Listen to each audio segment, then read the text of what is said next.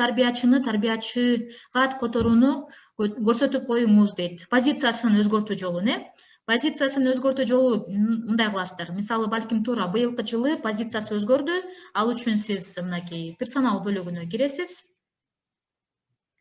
Персонал бөлүгүнө киргенден кийин ушул жерден керектүүнү тапканда тууралоо кнопкасын басышыңыздар керек. Мынакей оң тараптагы.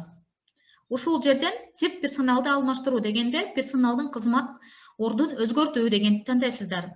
Канча процентке өзгөрүп атат? Мисалы, буга чейин помощник воспитателя болгон, позициясы мисалы проценти азыраак болгон. Анда бул жерде эгерде көбүрөөк болсо, сиз анда 100%тен белгилейсиз. Эгерде 100% болсо, керектүүсүн тандайсыз. Мекемедеги позиция, жаңы позициясын белгилеп кетесиздер. Мисалы, буга чейин ошондой эле помощник воспитателя, азыр бул воспитатель болуп калды. Анда бул жерден воспитательди тантып коесуз. Күчүнө кирүү күнү, кайсыл күнү алмашты? Ошону белгилейсиз. Мисалы, 10 эмес, 9 февраль.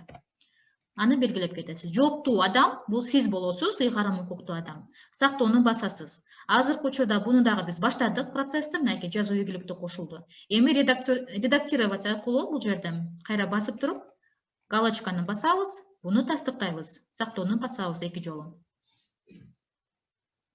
Мынакей галочканы бастык. Сактоону бастык. Өзүбүздү белгиледик.